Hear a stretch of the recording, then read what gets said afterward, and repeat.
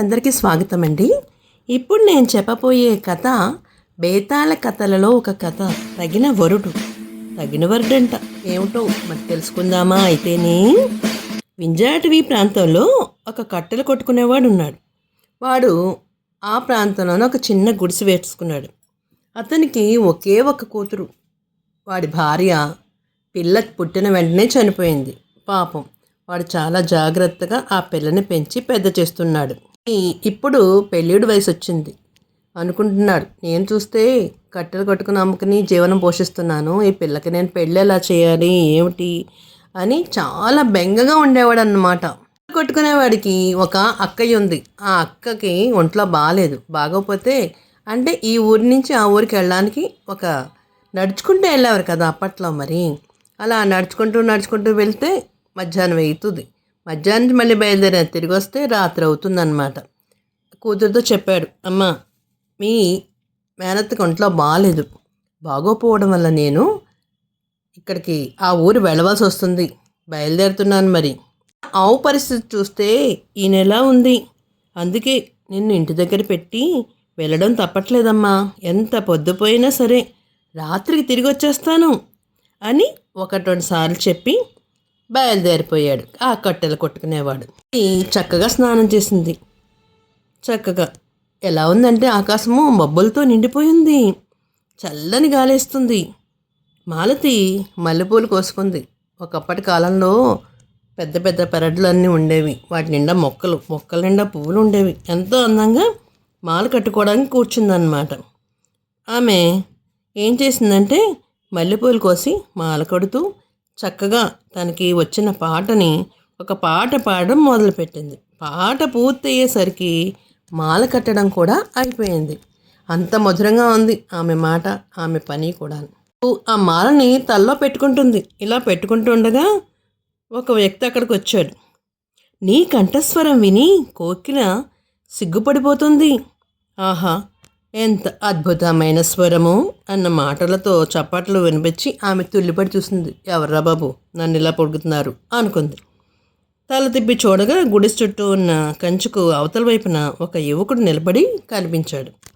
మాలతి ఆశ్చర్యపోతూ చూసేంతలో ఆ యువకుడు ఏం చెప్పాడో తెలుసా? నా పేరు సారంగపాణి, నేను సంగీత ప్రియుణ్ణి, నాకు సంగీతం అంటే చాలా ఇష్టం. నీ అమోఘమైన గానం వినడము నేను చాలా సంతోషపడుతున్నాను. వినడం వల్ల నాకేదో అదృష్టము ప్రాప్తించేలాగుంది అని భావిస్తున్నాను అన్నాడు. అతనికి ఏం చెప్పాలో ఆమెకి అర్థం కాల. ఏమిటి ఏదో పాట పాడుతుంటే వీడేమిటి ఇలా ఎంత బాగా పాడేవాడు అంటున్నాడు అని మనసులో అనుకుంది. అతనికి మాట సమాధానం చెప్పలేదు. అంతలో పెద్ద పెట్టిన ఉరుములతో వర్షం కురిసింది ప్రారంభమైంది. మాలతి వెంటనే సారంగపాణి కేసు చెయ్యి ఊపుతూ, అయ్యయ్యో తడిసిపోతున్నారు, లోపలికి రండి అని గుడిసెలోకి ఆహ్వానించింది. వాళ్ళు ఉన్నదే చిన్న ఇల్లు, అక్కడికే పిలిచింది.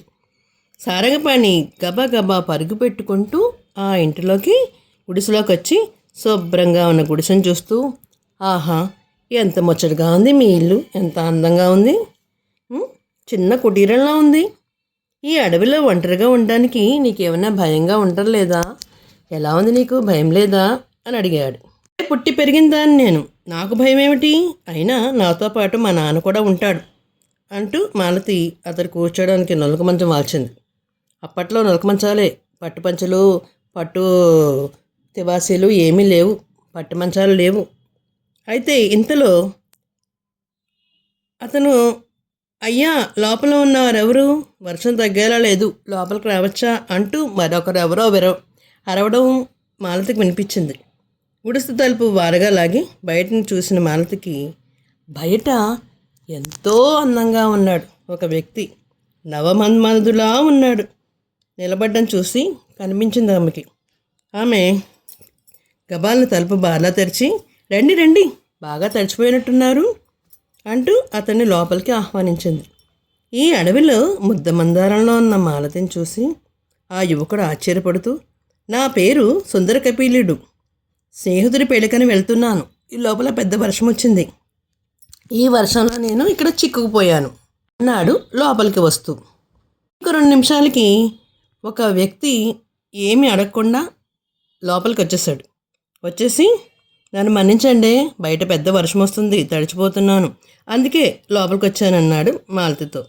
అతడికి వేసి చూసి ఏదో అనబోయే ఇంతలో ఆ యువకుడు ఏం చెప్పాడంటే, నా పేరు భీమశంకరుడు, వ్యాపారం పని మీద పట్నం వెళ్తూ ఇలా వెళ్తున్నాను, ఈ లోపల పెద్ద వర్షం వచ్చింది, ఈ వర్షంలో తడిచిపోయాను నేను అంటూ తనకు దానిగా పరిచయం చేసుకున్నాడు. ఆ తర్వాత కొంతసేపటికి వర్షం తగ్గి తగ్గుముఖం పట్టింది. అప్పుడు తగ్గుముఖం పట్టడంతోనే చిన్నగా సన్నగా చెనుకులు పడుతున్నాయి. పడుతుండగానే బయలుదేరిన సారంగపాణి ఏమన్నాడంటే, గుడిసె బయటకు వచ్చిన మాలతితో, నీ అద్భుత గానం ఇంకా నా చెవుల్లో ఇలా మారుమోగుతూనే ఉంది. నువ్వు నాకు నచ్చావు. రేపే మా అన్నయ్యని మా నాన్నని మీతో మాట్లాడడానికి పంపిస్తాను, మనిద్దరం వివాహం చేసుకుందామా అన్నాడు. ఆమె మాత్రం వినపడేలాగా చెవులో చెప్పి వెళ్ళిపోయాడు. సుందర కపిలుడు వెళ్లే ముందు, నీ అందం అపూర్వమైనది, నా అందానికి తగిన వధువు దొరుకుతుందో లేదో అన్న బెంగ ఈ రోజుతో తీరిపోయింది. రేపే పెళ్లి మాటలకు మా అమ్మ నాన్నను పంపిస్తాను అని రహస్యంగా మాలతి చెవిలో చెప్పి వెళ్ళిపోయాడు. భీమశంకరుడు వెళ్లే ముందు, నువ్వు నాకు చాలా బాగా నచ్చావు. నాది పట్టణంలో లక్షల మీద జరిగే వ్యాపారం నాది. నాకు పట్టణ జీవితం విసుగొచ్చినప్పుడల్లా ఈ పల్లెకి వస్తూ ఉంటాను. ఇలా పల్లెకి వచ్చినప్పుడు అందమైన అడవిని చూస్తాను. ఈ అడవిలో కొన్నాళ్ళు కూడా ఉండాలనుకున్నాను. మా నాన్నతో మన పెళ్లి విషయం చెప్పేస్తాను. రేపే మా మేనమామ మేనత్తని పంపిస్తాను అని చెప్పి అక్కడి నుంచి వెళ్ళిపోయాడు. చీకటి పడుతుంది. మాలతికి ఆవుని మేత మేస్తుండగా కట్టెలు కొట్టేవాడు తిరిగి వచ్చేసాడు. అంటే వాళ్ళ నాన్న వచ్చేసాడనమాట. మాలతి అతడు కాళ్ళు కడుక్కున్నానికి నీళ్ళు ఇస్తూ, అత్తయ్యకి ఎలా ఉంది నాన్న అని అడిగింది. జబ్బు అంత తీవ్రంగా లేకపోయినా ఆవిడ ఎంతో కాలం బ్రతకదని దిగుల్లో ఉందమ్మా. మరి మా అక్కయ్య, అతనికి ఆమెకి ఒకే ఒక కొడుకున్నాడు.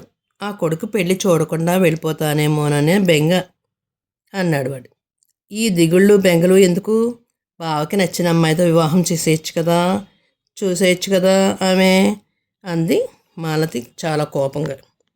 మీ బావ రమాపతి పెళ్లి విషయంలో అక్కయ్య పెద్ద పొరపాటు చేసింది. ఏం చేసిందో తెలుసా? తన కొడుక్కి పెద్ద కట్నాలు ఇచ్చే పిల్లతో పెళ్లి నిశ్చయిద్దామని అనుకుంది. వాళ్ళు వస్తున్నారని నాతో అంటూ ఉండేది. మనలాంటి కట్నాలు ఇవ్వలేను కనుక నిన్ను కోడలుగా చేసుకోవడానికి నాకు ధైర్యం సరిపోలేదమ్మా. నీకు తన కొడుకు తాళి కట్టడం చూశాక ఏ దిగులు చింత లేకుండా కళ్ళు మూసేస్తాను అంది. మళ్ళీ ఇప్పుడు మాట మార్చింది. అంటే నా మేనగోళ్ళే నా ఇంట్లోకి వస్తే మా సంసారం చక్కదిద్దుతుంది కదా, నేను వాళ్ళ పెళ్లి చూసి చనిపోతాను అని అంది. మరి అప్పుడు ఏమైందంటే, ఇప్పుడు మీ బావ ఏం చెప్పాడో తెలుసా? ఈ వివాహం నాకు ఇష్టమే, కానీ మీ అమ్మాయి దగ్గరకు వెళ్ళి అమ్మాయి యొక్క ఇష్టమో కాదో తెలుసుకుని మీ అభిప్రాయం ఏమిటో చెప్పమని నాకు చెప్పాడు అన్నాడు కట్టెలు కొట్టుకునేవాడు. అది చిరునవ్వు నవ్వి, ఈ ఉదయమే ఇక్కడ పెద్ద వాన వచ్చింది. ఆ సమయంలో వానలో తడుస్తూ మన ఇంటికి 3 అతిథులు వచ్చారు. వాళ్లలో ఒకడు సంగీత ప్రియుడు, మరొకడు మహా అందగాడు, ఇంకొకడు వ్యాపారంలో లక్షలు గడిస్తున్నట్ట. ఈ 3లో ప్రతి ఒక్కడు నన్ను పెళ్లి చేసుకుంటానని చెప్పి చూపులకు తమ చుట్టాలని వాళ్ళని పంపిస్తానని చెప్పేసి వెళ్ళిపోయారు. అలాగా 3 మంచి ఆస్తి ఉన్నవాళ్లే అయి ఉంటారు. అర్థం లేని ఆటంకాలు పలికే మీ రమాపతి బాబు సంగతి అలా ఉంచుకుందాం. నువ్వు ఈ 3లో ఎవరిని తగిన వరడు అనుకుంటున్నావమ్మా అని అడిగాడు కట్టెలు కొట్టుకునేవాడు. ఆ మాట వినగానే మాలతి ఒక్క క్షణం కూడా ఆలోచించకుండా, నాన్న, నేను రమాపతిని బావనే పెళ్లి చేసుకుంటాను అని చెప్పింది. తండ్రి ఆశ్చర్యపోయాడు. ఏమిటిది ఇలాంటిది పిల్ల అనుకున్నాడు. అనేక అప్పుడు బేతాళ కథ చెప్పి, రాజా, ఈ పెళ్లి విషయంలో మాలతి పెద్ద పొరపాటు చేసింది కదా అని తెలుస్తుంది కదా. ఆమెను తమకు తాముగా కోరి వివాహం ఆడతానని చెప్పిన 3 యువకుల్ని కూడా వద్దని మంచి ఆసువాసులున్నవాళ్ళు ఆ మాలతికి ఈ 3లో ఎవరో ఒకరిని పెళ్లి చేసుకుంటే ఆస్తి ఉంటుంది, చదువు ఉంటుంది, చక్కగా ఎంతో డబ్బులు వస్తాయి కదా. ఆ చదువు ఆస్తి లేని వాళ్ళ భావన చేసుకోవడానికి పెళ్ళాడతానడానికి కారణం ఏమిటి? జీవిత భాగస్వామిగా ఎన్నుకున్నదేమిటి? అతి సామాన్య విషయంగా భావించిందేమిటి? పెళ్లి విషయంలో తనకి ఎంతో అదృష్టం పట్టబోతుంది కదా. చేతులా జారబిడుచుకుందేమిటామె? ఈ సందేహానికి సమాధానం చెప్పమని బేతాళుని అడగ్గా అప్పుడు విక్రమార్కుడు అంటున్నాడు, ఏది క్లిష్టమైన సమస్య, ఏది అతి సామాన్యమైన సమస్య అనేది వాళ్ళ యొక్క మనుషులను బట్టి, మనస్తత్వాలను బట్టి, వాళ్ళ అనుభవాలను బట్టి, వాళ్ళ వివేకం మీద ఆధారపడి ఉంటుంది. తన తండ్రి ప్రశ్నకు మాలతి క్షణం కూడా ఆలోచించకుండా రమాపతిని పెళ్ళాడడానికి అని చెప్పడానికి తన పెళ్లి విషయము ఆమెకి అతి సాధారణ విషయంగా తోచడమే. ఇందుకు కారణం ఏమిటంటే తనను పెళ్ళాడుతానన్న ముగ్గురు వ్యక్తులు కూడా ఆమె ఇష్టాలను కానీ ఆమె అభిప్రాయాలు కానీ వాళ్ళు ఏమీ అడగలేదు. నీకు ఇష్టమా కాదా అని కూడా అడగలేదు. కానీ రమాపతి ఏం చేశాడు? తన మామగారితో ఏం చెప్పాడు?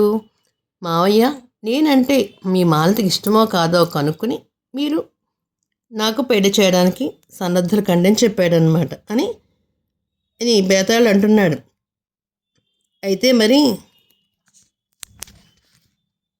కట్టెలు కొట్టేవాడితో మాలతి మళ్ళీ అంటుంది, ఇప్పుడే కనీసం పెళ్ళి ప్రస్తావన వచ్చినప్పుడైనా నాకు ఇష్టమో కాదో అని అడగని మనుషులు రేపొద్దున్న ఏ విషయంలోనైనా వాళ్ళు నన్ను అడగకపోవచ్చు.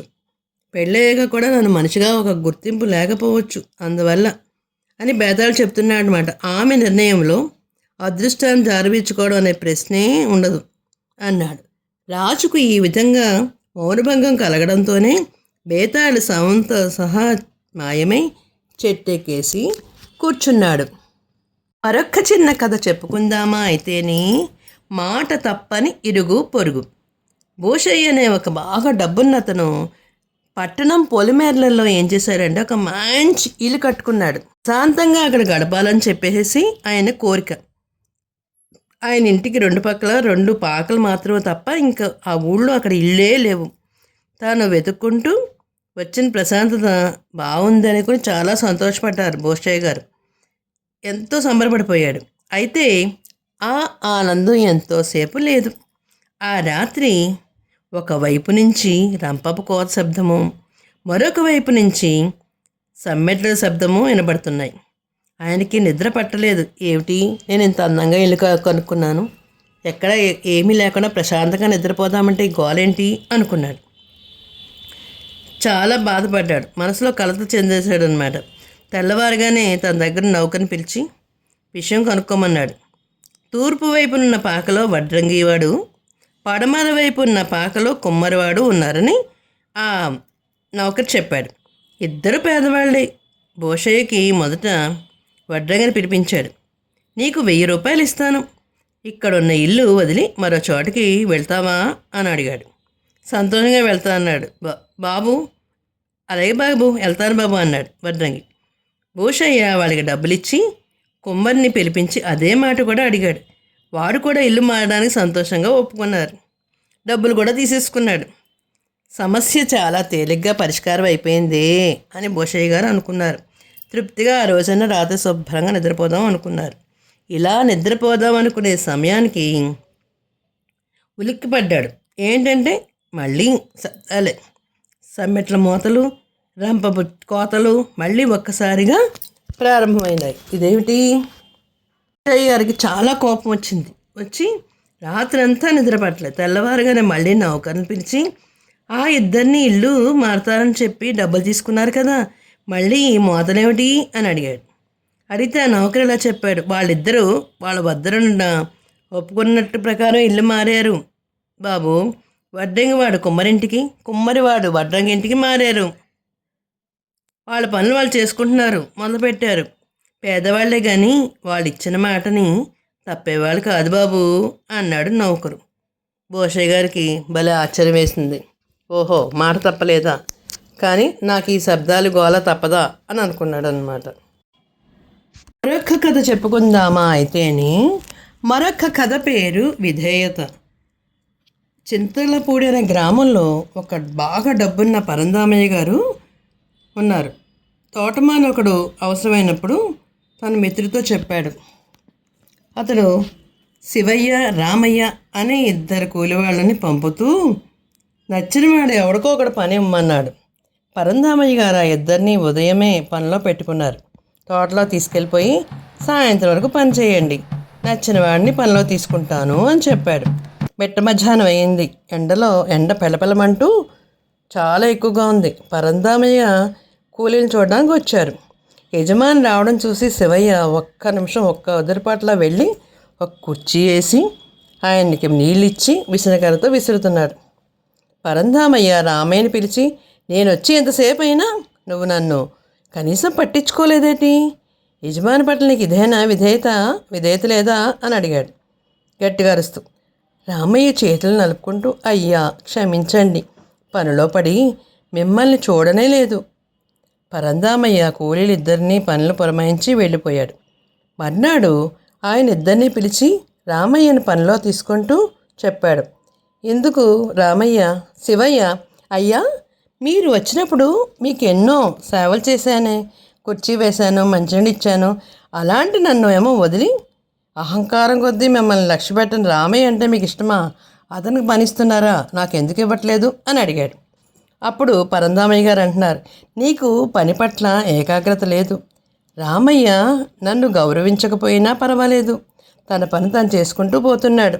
పనివాడు తన పని పట్ల శ్రద్ధ ఉండాలి, కానీ యజమాని మీద చూపించే నిజమైన విధేయత ఏంటంటే పని మీద శ్రద్ధ చూపడమే. అలా శ్రద్ధ చూపడం వల్ల రామయ్యని నేను పనిలోకి పెట్టుకుంటాను, నువ్వు ఏ పని చేయక్కర్లేదు, వెళ్ళొచ్చు, మీ ఇంటికి నువ్వు వెళ్ళిపోవచ్చు అని చెప్పాడనమాట. ఏదైనా మనకి ఎవరైనా ఒక పనిని అప్పచెప్పినప్పుడు ఆ పనిని ఏకాగ్రతతో శ్రద్ధతో చేసినట్లయితే అవతలి వాడికి కూడా చాలా ఇష్టంగా ఉంటుంది. మరి అయితే నేను మొత్తం 3 కథలు చెప్పాను. ఒకటి బేతాళ కథ, ఇంకా 2 చిన్న చిన్న కథలు. అయితే మరి చివరి వరకు చూడండి. తెలుగువారి దీపకాంత్కి లైక్ చేసి, షేర్ చేసి, సబ్స్క్రైబ్ చేసి, కామెంట్ రూపంలో పెట్టండి మరి.